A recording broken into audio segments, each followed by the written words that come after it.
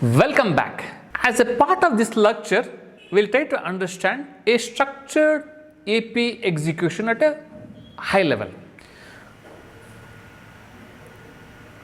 First and foremost thing is, you would have written a beautiful code in either SQL or data frame or dataset. When you have written a code by using the structured APIs, what will you do is either you will submit it through a console or a job, Spark job.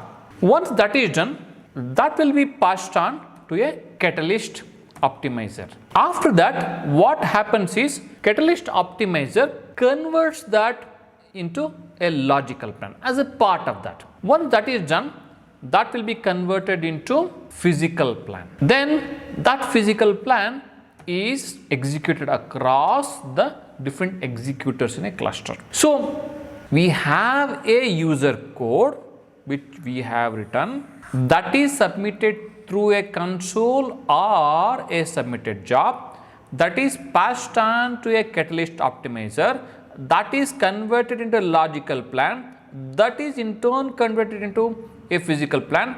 This is the physical plan which is getting executed across the different machines in a cluster. This is how the overall execution appears. Let us try to understand little bit more in detail. Let us consider this phase, logical phase, as phase 1 and this phase as phase 2. Let us drill down a bit more and understand that further. As a part of the logical plan, let us say you have submitted the user code either through SQL, data frame or a data set. So now what happens is, in the first instance, you have an unresolved logical plan. What does that mean? You have written an expression, or rather developer has written an expression or a function or some operations. As a part of that, you would be using some tables, columns and all those things. Based on your knowledge, you would have written those expressions by including the tables and views. But that may not be always right.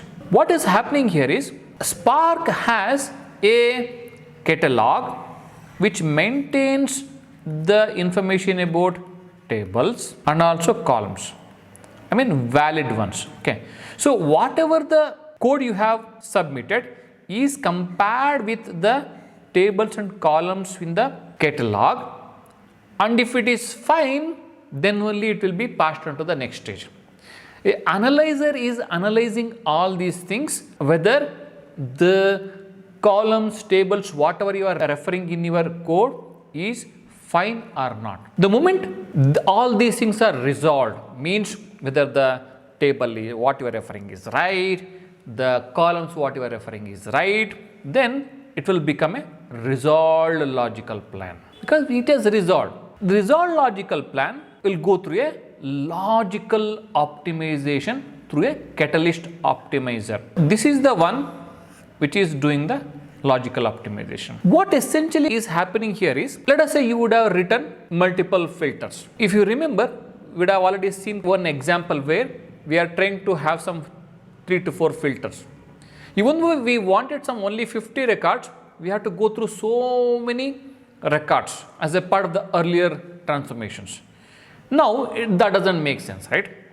That is where Catalyst optimizer looks at the code of a user and sees which filter has to be applied at what stage. Once this optimization is done, we'll get a optimized logical plan.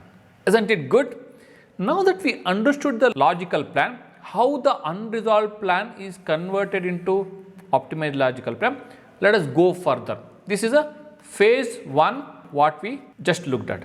Now let us try to understand how does the phase 2 looks like, that is the physical plan. Input for the physical plan is the optimized logical plan, isn't it? Because that is how the sequence is happening.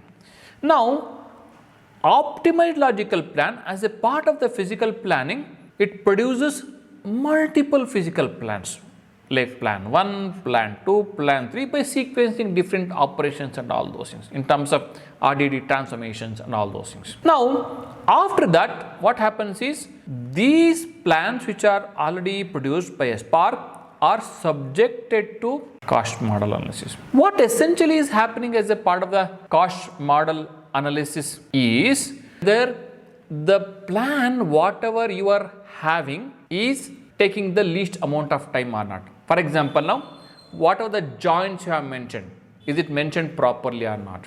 Okay. So like that, multiple points are verified, validated, and out of all these multiple physical plans, best physical plan is chosen.